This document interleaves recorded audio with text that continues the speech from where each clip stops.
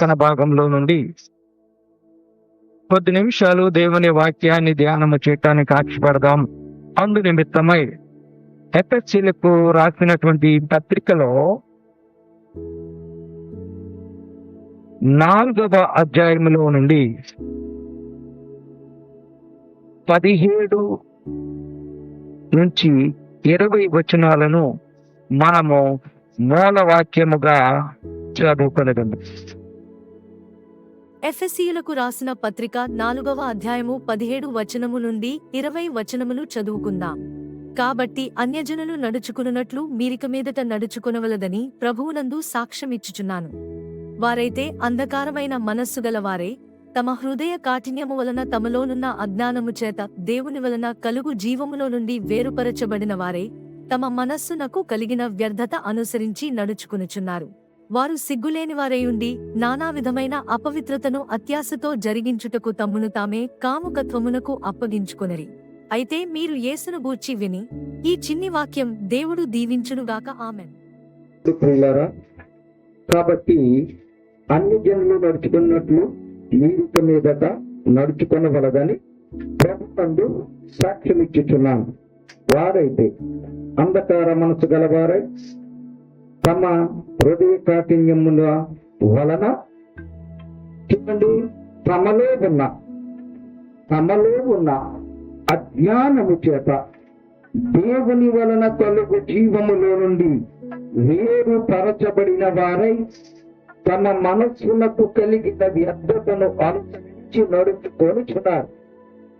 ప్రియులారా, తమ మనస్సులో ఉన్న అజ్ఞానము చేత ఈరోజు మనము ఈ మూలవాక్యములో నుంచి అజ్ఞానము, జ్ఞానము అనే అంశాన్ని మనము కొద్ది నిమిషాలు పరిశీలన చేద్దాం. ప్రియులారా, మనము గమనించినట్లయితే అన్యజనులు ఏం చేస్తున్నారంటే తమలో ఉన్న అజ్ఞానము చేత దేవుని వలన కలుగు జీవములో నుంచి వేరుపరచబడిన వారై తమ మనసుకు ఇష్టం వచ్చినట్లుగా, తమకు నచ్చినట్లుగా వ్యర్థతను బట్టి నడుచుకొనుచున్నారు. దేనిని బట్టి అంటే అజ్ఞానము చేత. దేని చేత? అజ్ఞానము చేత.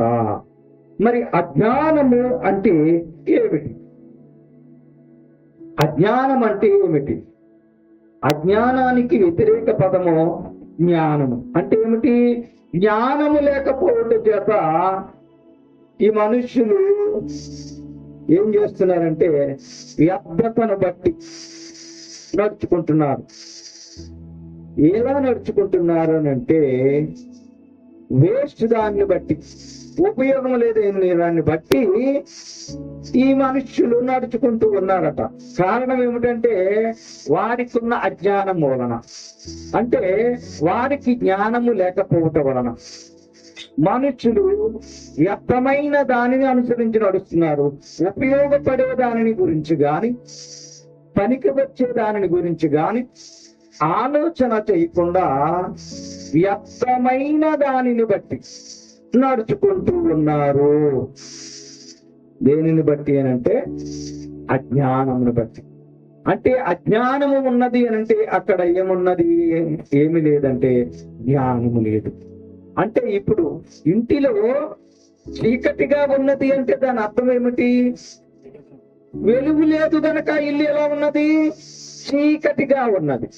ఒకవేళ నీ ఇల్లు వెలుగుగా ఉన్నది అని అంటే దాని అర్థం ఏమిటి? అక్కడ చీకటి లేదు అని అర్థం. అలాగే ఈ మనుష్యులు ఎందుకు వ్యర్థమైన దానిని బట్టి నడుచుకుంటూ ఉన్నారు అంటే అజ్ఞానులు గనక. మరి అజ్ఞానులుగా ఎందుకుంటున్నారు అని అంటే జ్ఞానము లేదు గనక. మరి జ్ఞానము లేని వారు గనక, వీరు అజ్ఞానముతో ఉన్నారు గనక ఈ మనుష్యులు ఏం చేస్తున్నారట? రోమపత్రికలో ఈ మనుష్యులు అజ్ఞానము చేత, జ్ఞానము లేకపోవటం చేత ఈ మానవులు రోమపత్రిక 1వ అధ్యాయంలో 28 నుంచి 29 వచనాల్లో కనపడుతున్నది. ఎట్టివారు అంటే అజ్ఞానులు, అంటే జ్ఞానము లేని వారు ఏం చేస్తున్నారు? ఆ ఆ ఆ చూడండి, వారు ఏం చేస్తున్నారు? అజ్ఞానులు గనక, జ్ఞానం లేదు గనక వారు మనస్సులో దేవునికి ఏమిటండి, మనస్సులో దేవునికి ఏమివ్వటం లేదు, ఏమివ్వటం లేదు, చెప్పండి అమ్మా, ఏమివ్వటం లేదు? దేవునికి చోటు ఇవ్వటం లేదు. తర్వాత మైక్రో చదవండి. కనుక చెయ్యరాని కార్యములు, చూడండి, చెయ్యరాని కార్యములు చేయుటకు దేవుడు భ్రష్ట మనసులు భ్రష్టత్వమైన మనస్సును వారికి అప్పగించిన ఎవరికో తెలుసా? అజ్ఞానులకు, జ్ఞానము లేని వారికి, దేవుడంటే భయం లేని వారికి, దేవుడంటే భక్తి లేని వారికి, దేవునికి మనస్సులో చోటివ్వని వారిని దేనికి అప్పగిస్తున్నాడట? భ్రష్టత్వమునకు అప్పగించి అట్టివారు సమస్తమైన దుర్నీతి చేతను దుష్టత్వము చేతను లోభము చేతను ఈర్ష్య చేతను నిండుకొని మత్సరమును నరహత్య కలహము కపటము వైరమాలు వాటితో నిండిన వారై చాలండి. అంటే జ్ఞానము లేకపోవట చేత అజ్ఞానముతో బతుకుతున్న మనుష్యులు దేవునికి హృదయములో మనస్సులో చోటివ్వని కారణముగా దేవుడు వారిని భ్రష్టత్వములకు అప్పగిస్తే వాళ్ళ స్థితి ఎలాగున్నదంటే 9 రకాల కార్యాలు వారు చేస్తున్నారండి. దుష్టత్వం, దుర్మార్గం, కలహం, దుర్నీతి, అసూయ, ద్వేషం, కక్ష, ఇలాంటి కారణాలతో ఇలాంటి పనులు చేసుకుంటూ ఇలాంటి క్రియలు జరిపించుకుంటూ వారు ఏమైపోతున్నారంట? భ్రష్టత్వంలోకి వెళ్ళిపోతూ ఉన్నారు. కారణం ఏమిటంట? వారు అజ్ఞానులు గనక ఆ మూలవాక్యములో తమలో ఉన్న అజ్ఞానము చేత దేవుని వలన కలుగు జీవములో నుండి వేరుపరచబడిన వారై తమ మనస్సులకు కలిగిన వ్యర్థతను అనుసరించి నడుచుకొడుతున్నారు. ఏమిటా వ్యర్థత? దుర్మార్గత, దుష్టత్వం, కోపము, అసూయ, ద్వేషం, ఇవన్నీ కూడా అజ్ఞానంలో ఉన్నవారు కనపడుతూ ఉన్నట్టుగా వాక్యము మనందరితో మాట్లాడుతున్నది ప్రియులారా. మరి ఎందుచేత అంటే జ్ఞానము లేకపోవటం చేత. మరి జ్ఞానం అంటే ఏమిటి? అజ్ఞానం అంటే జ్ఞానము లేకపోవటని మనం మాట్లాడుతూ ఉన్నాం వాక్యాన్ని అనుసరించి. మరి జ్ఞానం అంటే ఏమిటి? మనము కూడా మన పిల్లలు ఏమన్నా తప్పు చేసినప్పుడు జ్ఞానం అని యాదృచ్ఛికంగాను ఉద్దేశపూర్వకంగాను మన నోట్లోంచి వచ్చే మాట ఏమిటి? నీకు జ్ఞానం లేదా అని అంటూ ఉంటాడు. అంటే ఏమిటి జ్ఞానము అంటే ఏమిటి అని మనం ఆలోచించినప్పుడు లేఖన భాగంలో స్పష్టంగా మనకు తెలియపరచబడుతున్నది ప్రియులారా. సామెతల గ్రంథంలో 2వ అధ్యాయములో 1 నుంచి 5 వచనాల్లో ఈ జ్ఞానం అంటే ఏమిటో మనకి స్పష్టపరుస్తూ ఉన్నది. గట్టిగా చదవండి. నా కుమారుడా,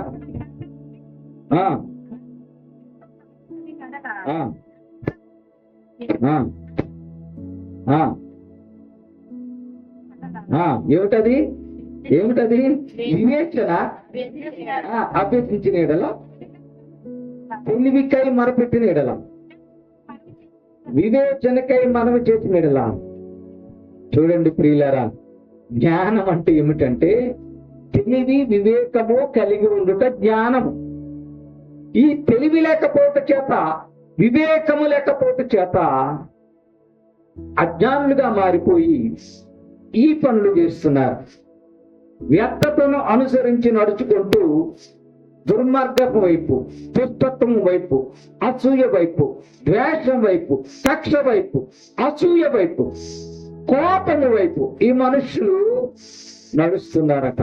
కారణము వారిలో ఉన్న అజ్ఞానము చేత.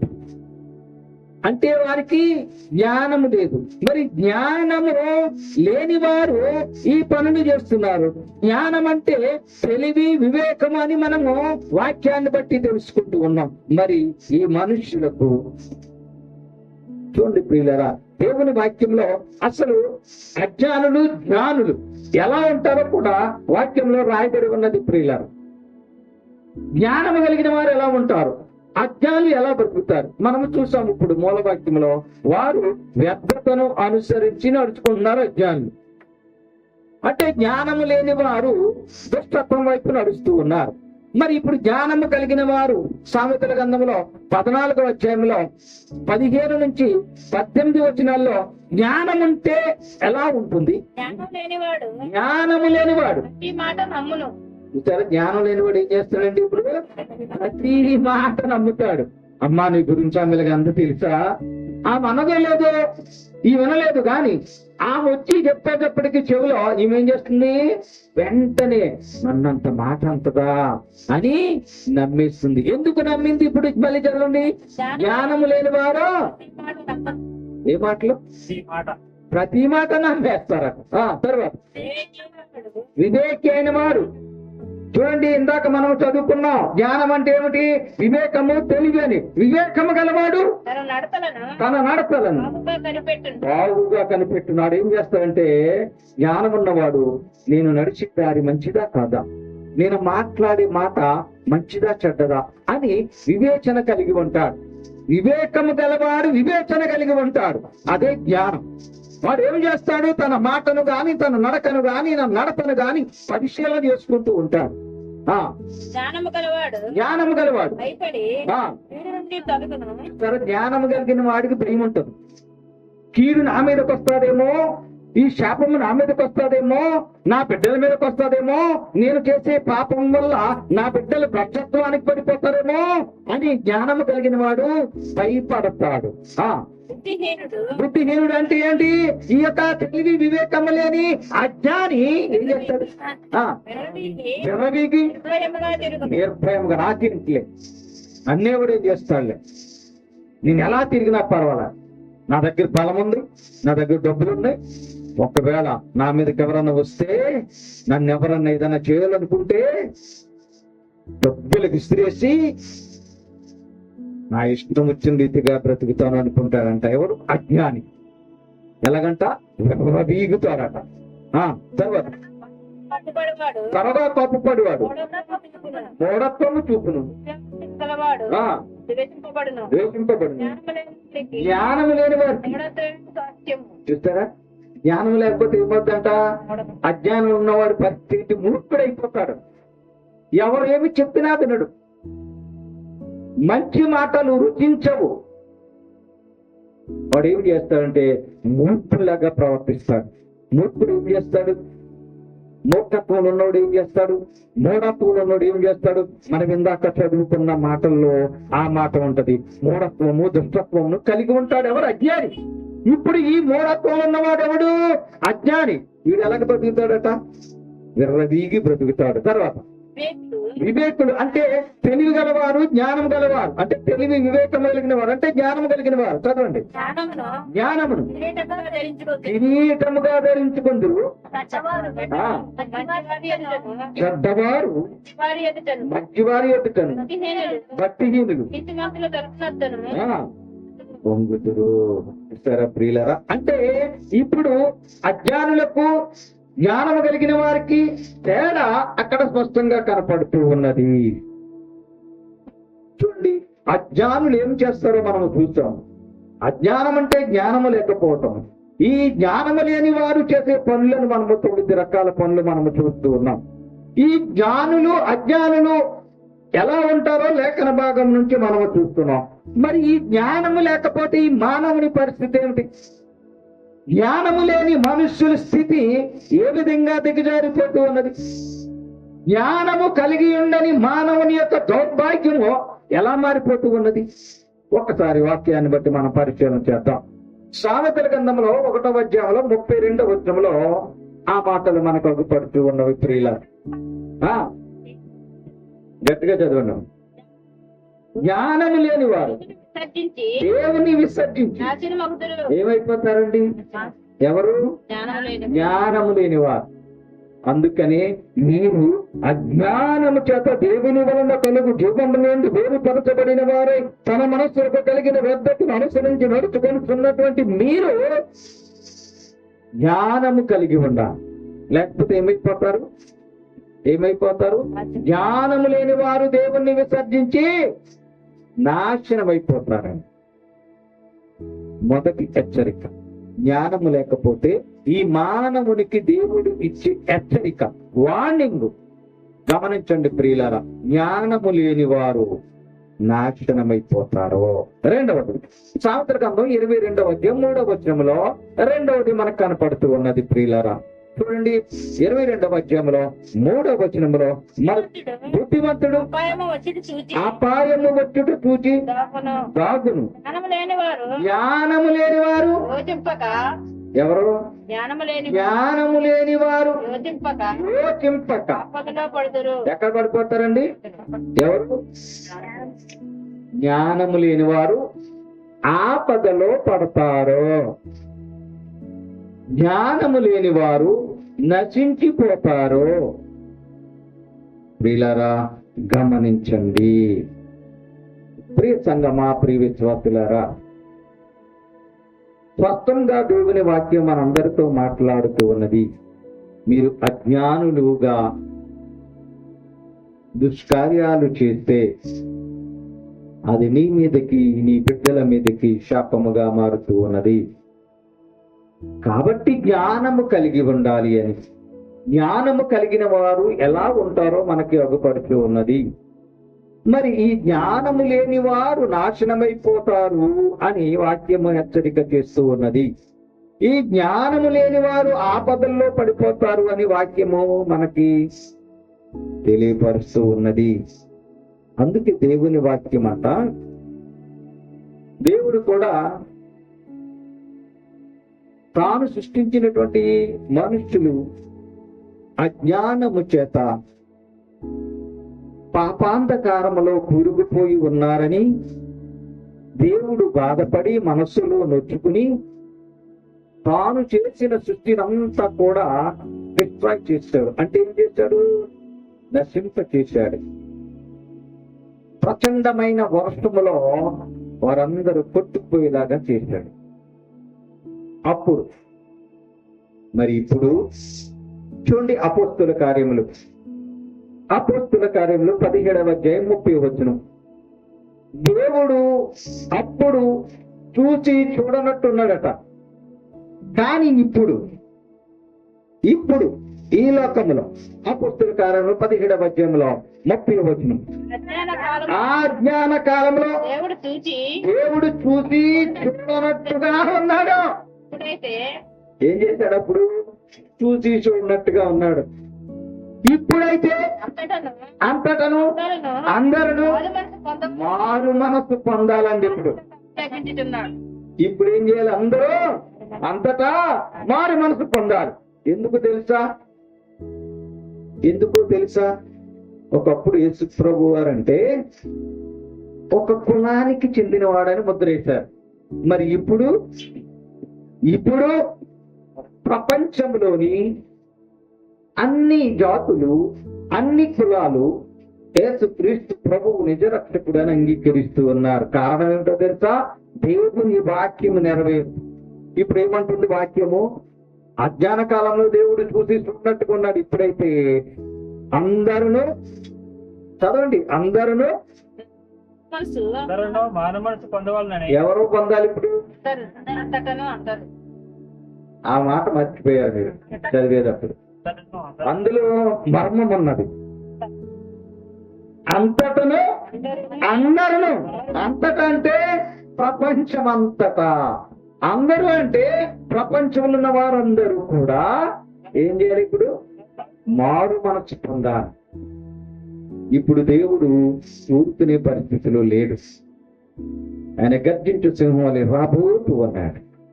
కాబట్టి మనము అజ్ఞానులుగా కాకుండా జ్ఞానులుగా మనము మన మనస్సును మార్చుకోవాలి అని దేవుని వాక్యము మనందరితో మాట్లాడుతూ ఉన్నది. ప్రియులారా, నిజమే, అజ్ఞానులుగా ఉండకూడదు. జ్ఞానయుక్తంగా బ్రతకాలి, జ్ఞానము కలిగి ఉండాలి. నిజమే, మరి జ్ఞానం ఎక్కడి నుంచి వస్తుంది? మనకి జ్ఞానం ఎక్కడి నుంచి వస్తుంది చూద్దాం. దేవుని వాక్యాన్ని బట్టి కొలసి పత్రిక 3వ అధ్యాయం 7వ వచనంలో ఈ జ్ఞానం ఎక్కడున్నదో కనపడుతూ ఉన్నది. బుద్ధి జ్ఞానముల సర్వ సంపదలు ఆయన యందే. చూడండి, ఆ మాటని మీరు క్షుణ్ణంగా చదవండి. ఆ మాటలో నిగూఢమైన మర్మము దాగి ఉన్నది. ఏమిటంటే బుద్ధి జ్ఞానము అనే సర్వ సంపదలు ఎక్కడున్నవి? ఆయన యందు. ఏమని ఉన్నది? గుప్తములై ఉన్నది, అంటే దాచబడి ఉన్నవి.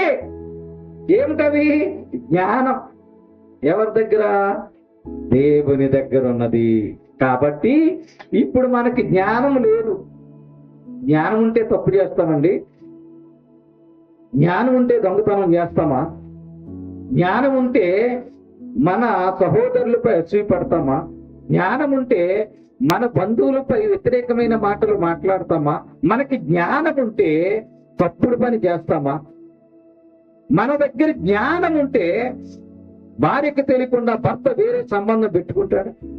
మన దగ్గర జ్ఞానం ఉంటే భర్తకు తెలియకుండా భార్య వేరే సంబంధం పెట్టుకుంటున్నా. అంటే మన దగ్గర ఏం లేదు, ఇప్పుడు జ్ఞానం లేదు. మరి ఎక్కడున్నదా జ్ఞానం? ఎక్కడున్నది? దేవుని యొద్ద జ్ఞానమని సంపద నిక్షిప్తమై ఉన్నది, గుప్తమై ఉన్నది, దాచబడి ఉన్నది. కాబట్టి అట్టి జ్ఞానము నీకు అవసరమా కాదా? అట్టి జ్ఞానము సామెతల గ్రంథం 2వ అధ్యాయం 6వ వచనంలో అట్టి జ్ఞానము, దాచి ఉంచిన జ్ఞానము, గుప్తముగా నీ కోసము సిద్ధపరిచిన జ్ఞానము యెహోవాయే. చూసారా, ఆయన ఇవ్వాలి ఇప్పుడు జ్ఞానం. నువ్వు డబుల్ పిహెచ్డీలు చేసినా నీకు జ్ఞానం ఉండకపోవచ్చు. నీవు ఎంఎస్ చదివినా, ఎంబీబీఎస్ చదివినా, పిహెచ్డీలు చేసినా, ఎంఫిల్ చేసినా నీ దగ్గర జ్ఞానం ఉండకపోవచ్చు. చూడండి ప్రియులరా, పరిశుద్ధ లేఖన భాగము పిహెచ్డీ చేసిన వారికి కూడా ఒక్కోసారి అర్థం కాదు. తెలుగులోనే ఉందిగా, ఆత్మతో చదవాలి, అప్పుడు కానీ బైబిల్ అర్థం కాదు. అదేంటి మేము పిహెచ్డీ చేశాంగా, ఏంటి ఇలాగుంది, అర్థం కావట్లేదు ఇది అని వారు అనేకులు ఉన్నారు. కారణం జ్ఞానము కావాలి, దేవుడిచ్చే జ్ఞానము కావాలి. జ్ఞానం అనే సంపద ఆయన దగ్గర గుప్తమైనది, ఆయన నీకు జ్ఞానం ఇచ్చేవాడు. మరి జ్ఞానం అనుకుంటున్నావా? ఈ యొక్క జ్ఞానాన్ని దేవుడు నాకు దయచేయాలని నీవు ఆశపడుతూ ఉన్నావా? ఆ జ్ఞానం లేకపోతే నీవు అజ్ఞానిగా తప్పుల మీద తప్పులు చేస్తున్నావు కదా. ఈ జ్ఞానం లేకపోవడం చేత నీవు వరసభావిలు లేకుండా బ్రతుకుతున్నావు కదా. ఈ జ్ఞానము లేకపోవడం చేత నీవు ప్రతిరోజు పాపమే చేస్తున్నావు కదా. అందును బట్టి నీకు జ్ఞానం కావాలా? జ్ఞానము కావాలి అని నీవు అనుకున్నట్లయితే 4 పనులు చేయాలని వాక్యం మనకు స్పష్టంగా రూఢిగా తెలియపరుస్తూ ఉన్నది. ప్రియులారా, లేఖన భాగంలో నుండి 4 పనులు నీవు చేసినట్లయితే దేవుడు నీకు జ్ఞానం అనుగ్రహిస్తాడు అని చెప్పబడుతూ ఉన్నది. ప్రియులారా, మొట్టమొదటిది సామెతల గ్రంథములో 9వ అధ్యాయములో 10వ వచనం చదువుదాం. సామెతల గ్రంథము 9వ అధ్యాయము 10వ వచనాన్ని చదువుదాం. యెహోవా యందు భయభక్తులు కలిగి ఉండుటయే. చూడండి, ఇప్పుడు నీకు జ్ఞానము కావాలి అంటే దేవుని యందు భయము భక్తి కలిగి ఉండాలి. ఆ భయము లేదు, భక్తి లేదు, నాకు దేవుడు జ్ఞానం ఇవ్వాలి అని అంటే ఎలా? చూడండి ప్రియులారా, ఒక ఉద్యోగ పరీక్షకో లేకపోతే చదువుల్లో పరీక్షకో బిడ్డలు కష్టపడి రాత్రి వాళ్ళు కష్టపడి చదువుతారట. ఎందుకు తెలుసా? ఆ పరీక్షలు రాసి ఆ పరీక్షల్లో విజయం పొందాలని వారి యొక్క ఆలోచన, వారి యొక్క ఆశయము గనక కష్టపడి చదువుతున్నారు. తీరా ఎగ్జామ్ హాల్కి వెళ్ళిన తర్వాత చదివింది మేము మర్చిపోయామండి, చదివింది రాలేదండి, చదివింది ఏమైపోయిందో అని వ్యాఖ్యానిస్తూ ఉంటారు యవనస్తులు, ఉద్యోగ పరీక్షలకు రాసేవారు. అదే దేవుడు నీకు జ్ఞానం ఇస్తే, అదే దేవుడు నీకు తోడుగా ఉంటే, నీవు పరీక్షల్లోకి వెళ్ళిన వెంటనే దేవుడు ఆ జ్ఞానాన్ని నీకు ఇస్తే, ఆ ప్రశ్నకు ఎలాంటి జవాబు రాయాలో దేవుడు నీకు ఆ జ్ఞానాన్ని దయచేస్తే ఆ పరీక్షలు నీ విజయం పొందుతావు. ఆ జ్ఞానము కావాలి అని నీవు అనుకుంటే ఏం చేయాలి? మొట్టమొదటిగా దేవుని యందు భయభక్తులు కలిగి ఉండాలి. 4 విషయాల్లో దేవుడు నీకు జ్ఞానాన్ని ఇస్తాడు. మొదటిది దేవుని యందు భయభక్తులు కలిగి ఉంటే. రెండవది సామెతల గ్రంథము 2వ అధ్యాయంలో 4వ వచనంలో 2వ కారణం, దేవుడు మనకి జ్ఞానాన్ని గట్టిగా చదువు. వెండిని వెతికినట్లు దానిని వెతికిన దాచబడిన ధనమును వెతికినట్లు వెతికినేడలా యెహోవా యందు ప్రియులారా, ఇప్పుడు నీకు జ్ఞానము కావాలంటే వెండిని వెతికినట్లు వెతకాలి. మట్టిలో నుంచి తీసినటువంటి బంగారము కొరకు నువ్వు ఆశపడుతున్నావే, మట్టిలో నుంచి తీసిన వెండి కొరకు నీవు ఆశపడుతున్నావే, పరలోకము నుండి ఆయన నీకు జ్ఞానాన్ని అనుగ్రహిస్తానంటే ఆ జ్ఞానము కొరకు నువ్వు ఎదురు చూడటం లేదు, ఆ జ్ఞానాన్ని నీవు వెతకటం లేదు. కాబట్టి అలాగ నీవు వెతికినట్లయితే నీకు దేవుడు జ్ఞానాన్ని దయచేస్తాడు అని వాక్యము ద్వారా మనకి స్పష్టంగా తెలియపరచబడుతున్నది ప్రియులారా. రెండవది, మూడవది కూడా చూద్దాం. కీర్తన గ్రంథము 19వ అధ్యాయము 7వ వచనంలో, నీవు ఎప్పుడైనా జ్ఞానము లేకపోతే, జ్ఞానము నీకు కావాలంటే దేవుని వాక్యాన్ని నీవు ఏమి చేయాలంట? నియమించిన ధర్మశాస్త్రము యథార్థమైనది, అది ప్రాణమును చెప్పరల్ల చేయను. యెహోవా శాసనము నమ్మదగినది, బుద్ధిహీనులకు జ్ఞానము పుట్టించును. ఏంటది? దేవుని వాక్యం. దేవుని వాక్యాన్ని నీవు ధ్యానించాలి, అధ్యయనము చేయాలి. అప్పుడు నీకు జ్ఞానమును దేవుడు అనుగ్రహిస్తాడు. మూడవది, నాలుగవది కూడా చూద్దాం. యాకోబు పత్రికలో 1వ అధ్యాయంలో 5వ వచనంలో చూద్దాం. యాకోబు పత్రిక 1వ అధ్యాయం 5వ. మీలో ఎవరికైనా జ్ఞానము కొదువుగా ఉన్న ఎడల ఎవరిని అడగాలి? ఇప్పుడు ఎవరిని అడగాలండి? దేవుణ్ణి అడగాలి. డాడీ నాకు జ్ఞానం లేదు, జ్ఞానం ఇవ్వడు డాడీ అంటే తండ్రి ఇవ్వలేడు. మమ్మీ నాకు జ్ఞానం లేదు, నువ్వు జ్ఞానం ఇవ్వంటే అమ్మ ఇవ్వలేదు. ఎవరు ఇవ్వాలి? దేవుడు ఇవ్వాలి. ఎందుకు? జ్ఞానం ఎక్కడున్నది? ఆయన దగ్గర ఉత్తమై ఉన్నది. యెహోవాయే జ్ఞానం ఇచ్చేవాడు. కాబట్టి ఎవరిని ప్రార్థించి అడగాలి ఇప్పుడు నువ్వు? అయ్యా నాకు జ్ఞానం లేదయ్యా, నేను రాసే పరీక్షల్లో నాకు జ్ఞానాన్ని దయచేయ, నేను చేసే వ్యాపారంలో జ్ఞానాన్ని దయచేయ, నేను చేసేటువంటి ఆ యొక్క వ్యవసాయంలో జ్ఞానము దయచేయ, నేను చేసేటువంటి ఉద్యోగంలో జ్ఞానము దయచేయ అని దేవుని అడగాలి. అడగకుండా మరి దేవుడు జ్ఞానం వెలిగిస్తాడు. చూడండి, పరిశుద్ధ లేఖన భాగంలో ఒక వ్యక్తి మనకు కనపడుతూ ఉన్నారు. సొలొమోను గారి గురించి మనందరికీ తెలుసు. మొదటి రాజుల గ్రంథంలో 3వ అధ్యాయంలో 9వ వచనంలో మాటలు ఉంటాయి. ఆయన అడిగాడు, అయ్యా నేను బాలుడినయ్యా, నా తండ్రి తర్వాత నువ్వు నాకు రాజ్యాన్ని అప్పగించావు, నేను చిన్నపిల్లోని కదా, నేను ఎలా పరిపాలన చేయాలో నాకు తెలియదయ్యా, నాకు తెలివిని వివేకమును దయచేయమని అడిగాడు. నీకేం కావాలో కోరుతాను దేవుడు అంటే, మనమైతే ఏమంటామంటే నాకు ఒక 50 కోట్లు ఇవ్వండి, ఓ 50 కేజీల బంగారం ఇవ్వండి, లేదా నాకు 7 అంతస్తుల బిల్డింగ్ ఇవ్వండి, లేదా ₹1,00,00,000 కారు ఇవ్వండి, ఇవి అడుగుతాం. అంటే మనము అలా తయారయ్యాం. కానీ సొలొమోను గారు ఏమడిగాడు? గొప్పదైన ఆ జన్మలకు ఆ న్యాయము తీర్చగలవాడు ఎవడు? ఆ కాబట్టి నేను మంచి చెడ్డలు నేను మంచి చెడులను వివేచించే ఈ జనులకు ఆ నీ జనాంగానికి నేను న్యాయం తీర్చేటువంటి ఆ న్యాయాధిపతిగా ఉన్నాను గనుక నాకు శాసనమైన ఆ ఆ ఏమవ్వాలి? నీ దాసుడునైన నాకు వివేకమును. వివేకము గల హృదయమును చూసారా, ఆయన ఏమడిగాడు? వివేకము గల హృదయము అడిగాడు. మరి జ్ఞానం అంటే మనం అక్కడ చూసుకున్నాం కదా, సామెతల గ్రంథం 2వ అధ్యాయంలో 1-5 వచ్చిన జ్ఞానం అంటే ఏమిటి? వివేకము, తెలివి. ఇప్పుడు సొలొమోను గారు ఏమడిగాడు? మణులను అడిగాడా, మాణిక్యాలు అడిగాడా, ధనం అడిగాడా, ధాన్యం అడిగాడా, బంగారం అడిగాడా, వెండి అడిగాడా? వివేకం అడిగాడు.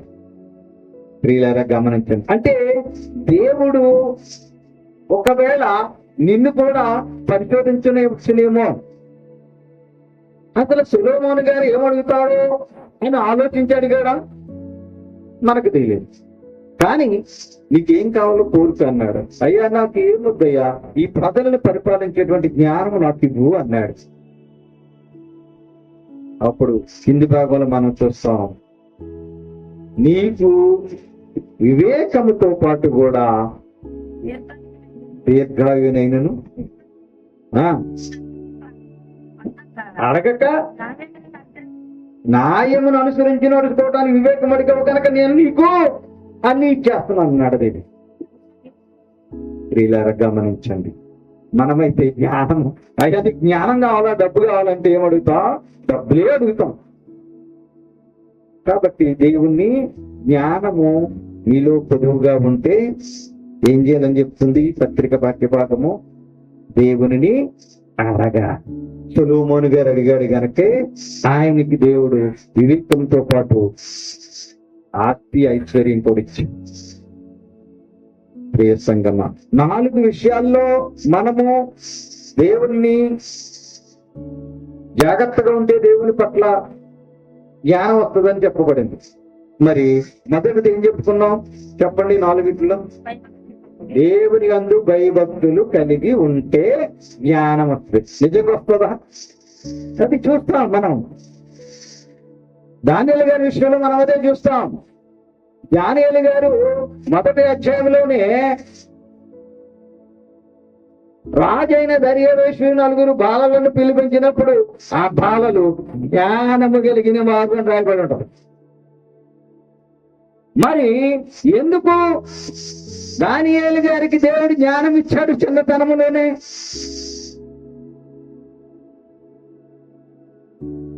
దావీదుకి కుమారుడైనటువంటి దానియేలు జ్ఞానాన్ని దయచేశాడు. ఒకసారి దానియేలు గ్రంథము 1వ అధ్యాయాన్ని ఒకసారి పరిశీలన చేద్దాం. దానియేలు గ్రంథము 1వ అధ్యాయం చూడండి. ఆ 1వ అధ్యాయంలో ఒక మాట మనకు తెలియపరచబడుతూ ఉన్నది. ప్రియులారా చూడండి, అక్కడ 17వ వచనాన్ని గమనించినప్పుడు ఈ 4 బాలుర సంగతి ఏమని? దేవుడు వారికి జ్ఞానమును సకల శాస్త్ర ప్రవీణతయు వివేచనయు అనుగ్రహించను. మరియు దానియేలు సకల విధములకు దర్శనములను స్వప్న భావములను గ్రహించు తెలివి గలవాడై ఉండేను. ప్రియులారా గమనించండి. అంటే ఇప్పుడు దావీదు గారికి జ్ఞానం ఇచ్చాడు దేవుడు. ఎందుకు ఇచ్చాడు? చిన్నప్పుడే జ్ఞానం ఇచ్చాడు. ప్రియులారా గమనించండి. అంటే దేవుని యందు భయభక్తులు కలిగితే జ్ఞానం వస్తుంది. దేవుణ్ణి ప్రార్థన చేస్తే జ్ఞానం వస్తుంది. మనము దేవుని వాక్యము చదివితే జ్ఞానం వస్తుంది. మనము దేవుని వాక్యాన్ని వెతికితే జ్ఞానం వస్తుంది. జ్ఞానము మనకు వస్తే మనలో ఉన్న అజ్ఞానము పోతుంది. అజ్ఞానము పోతే మనము జ్ఞానయుక్తంగా నడుచుకుంటాం. కాబట్టి ఈ జ్ఞానము అజ్ఞానము అనే అంశంలో సొలొమోను గారికి జ్ఞానాన్ని దయచేసిన దేవుడు నీకు కూడా దయచేయాలని ఆశపడుతున్నాడు నీవు ప్రార్థన చేసి అడిగినప్పుడు. బాలుడైనటువంటి బాల్యములోనే దానియేలు గారికి జ్ఞానాన్ని ఇచ్చిన దేవుడు నీకు జ్ఞానాన్ని ఇవ్వాలనుకుంటున్నాడు. నీకు చిన్నప్పుడు ఇవ్వలేకపోయినా ఇప్పుడైనా నీకు జ్ఞానాన్ని దేవుడు ఇవ్వాలని ఆశపడుతున్నాడు. నీకు కూడా దేవుని యందు భయభక్తులు కలిగి ఉంటే, మరి దానియేలు గారు భయభక్తులు కలిగిన వాడుగా ఉన్నాడా లేదా అంటే, నీకు దేవతలకు మొక్కమని రాజు ఆజ్ఞ వేసినప్పుడు నేను మొక్కను అన్నాడు. ఏం చేసుకుంటావో చేసు. అప్పుడు ఆయన తీసుకెళ్ళి ఎక్కడ పాడేశారండి? ఏమని చేసిందా సింహం? ఏమీ చేయలేదు. ఎందుకు? ఆయన దేవుని మీద ఆనుకున్నాడు, దేవుని యందు భయభక్తులు కలిగి ఉన్నాడు కాబట్టి సింహం కూడా ఆయన ఏమీ చేసింది. ఇక సింహం ఆయన ముందు మోకాళ్ళు వేసినట్టు కూడా మనకి తెలియపరచబడుతున్నది. ప్రియమైన సంగమా, ఆలోచించండి. నీలో జ్ఞానము కొద్దిగా ఉంటే దేవుణ్ణి అడగాలి. జ్ఞానము నీకుంటే అజ్ఞానంగా తప్పవు. అజ్ఞానం నీలో ఉంటే నీవు పాపము చేస్తూ ఉంటావు. కావున దేవుని వాక్యము స్పష్టంగా మనందరితో మాట్లాడుతున్నది. ఈ రోజు ఎఫెసీ పత్రిక 5వ అధ్యాయంలో, ఎఫెసీ పత్రిక 5వ అధ్యాయం 16వ వచనంలో స్పష్టంగా రూఢిగా మీ అందరితో మాట్లాడుతూ ఉన్నది. చూడండి, 5వ అధ్యాయం 16వ వచనం, 5వ అధ్యాయం 16వ వచనం, ఎఫెసీ పత్రిక 5వ అధ్యాయం 16వ వచనం. చూస్తారా? అందుచేత మీరు ఇప్పుడైనా ఇకనైనా మీరు అజ్ఞానులుగా కాక జ్ఞానుల వలె నడుచుకోవాలి. ఇప్పుడైనా ఇకనైనా అలా నడుచుకోవాలి. ఎలా? అజ్ఞానులుగా కాకుండా జ్ఞానులుగా నడుచుకోవాలి. ఎందుకు అజ్ఞానులుగా నడుచుకోకూడదు? వారు వ్యర్థమైన దాన్ని అనుసరించి నడుచుకుంటున్నారు కాబట్టి మీరు అలా నడుచుకోకూడదు. ఒకవేళ జ్ఞానం నీలో ఉంటే నీలో దుర్మార్గత, దుష్టత్వము ఎన్ని వచ్చేస్తున్నాయి. కాబట్టి నీవు అజ్ఞానులుగా ఉండకూడదు, జ్ఞానులుగా ఉండాలి. జ్ఞానులుగా ఉంటే దేవుడు నీకు తోడుగా ఉంటాడు. జ్ఞానయుక్తంగా బ్రతికితే దేవుడు నీ ప్రార్థన ఆలకించాడు. జ్ఞానయుక్తముగా ఉంటే నీవు పాపము చేయకుండా ఉంటావు. కాబట్టి జ్ఞానంగా నడుచుకోవాలి అని వాక్యం మనందరితో మాట్లాడుతుంది. కావున ప్రియమైన సంగమా, ప్రియమైన విశ్వాసులారా, ఈ రోజు దేవుడు మనకు బయలుపరిచినటువంటి వాక్యాన్ని అనుసరించి మీలో ఎవరికైనా జ్ఞానము కొదువుగా ఉంటే దేవుణ్ణి అడగండి.